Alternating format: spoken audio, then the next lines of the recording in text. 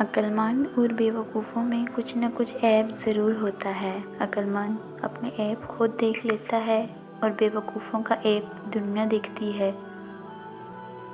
بیٹی جب پسند کی شادی کا کہے تو اسے بے حیا اور برا نہ کہو۔ پسند کی شادی بیٹیوں کا حق ہے اور ہمارے نبی کریم صلی اللہ علیہ وسلم کی سنت بھی۔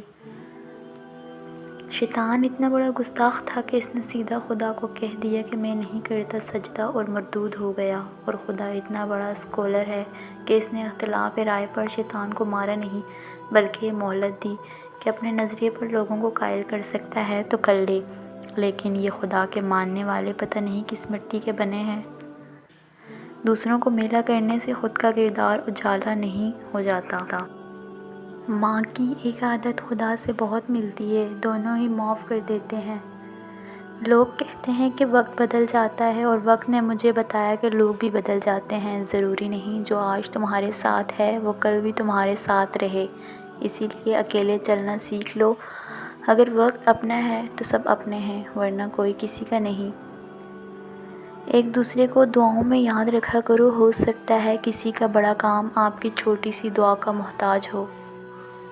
زندگی کا سادہ سا اصول بنا لو، کسی کی مدد کر سکتے ہو تو کر دو اور بدلہ اللہ پاک پر چھوڑ دو۔ اس سے زیادہ نفع کا بزنس نہیں دنیا میں۔ اگر تم زندگی کے راستے پر کانٹے چھوڑتے جاؤ گے تو تمہارے پیچھے آنے والی تمہاری نسلیں اسی راستے پر لہولہان ہو جائیں گی۔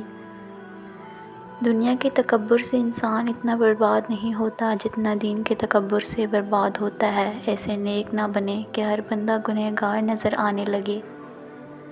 دولت پر کبھی تکبر مت کرنا، اگر حلال ہے تو حساب دینا پڑے گا اور حرام ہے تو عذاب سہنا پڑے گا۔ اگر انسان میں اتنی قابلیت ہے کہ وہ بے جان پتھروں کو جوڑ کے اتنے خوبصورت شاہکار بنا سکتا ہے تو نرم و نازک احساسات رکھنے والے ٹوٹے دلوں کو جوڑ کے پتھر ہونے سے کیوں نہیں بچا سکتا؟ زندگی تک بھرم ہے سارے، موت نے ہر غرور کو توڑا ہے۔ حقیقت تک تم آ جاؤ، مغفرت تک تمہیں وہ خود لے جائے گا۔ صرف سکون ڈھونڈیے، ضرورتیں تو کبھی ختم نہیں ہوں گی۔ رشتوں کے بازار میں آج کل وہ لوگ ہمیشہ ہی اکیلے پائے جاتے ہیں جو دل اور زبان کے سچے ہوتے ہیں۔ جسے نعمتوں کا شعور حاصل نہ ہو اس کے لیے وہ دشواریوں کے سوا کچھ نہیں۔ خدا تو رزق دیتا ہے کیڑوں کو پتھر میں، تو کیوں پریشان ہے؟ ہیرے موتی کے چکر میں اڑ جا آسمان میں یا غوطہ لگا سمندر میں، تجھے اتنا ہی ملے گا جتنا لکھا ہے تیرے مقدر میں۔ الحمدللہ زندگی بہت خوبصورت ہے، اور شکر کے لیے یہ وجہ کافی ہے کہ اللہ ہم سے محبت کرتا ہے۔ اگر تمہیں ذرا سا بھی اندازہ ہو جائے کہ اللہ تعالیٰ تمہارے معاملات کیسے سیدھے کرتا ہے تو یقین مانو تمہارا دل اللہ کی محبت سے پھٹ جائے۔ جس مستقبل کے لیے آپ پریشان ہو رہے ہیں ہو سکتا ہے اس مستقبل میں آپ ہی نہ ہوں۔ خوش رہیں، خوشیاں بانٹتے رہیں۔ برائی کتنی بھی بڑی کیوں نہ ہو پر اچھائی کے سامنے چھوٹی ہی ہوتی ہے۔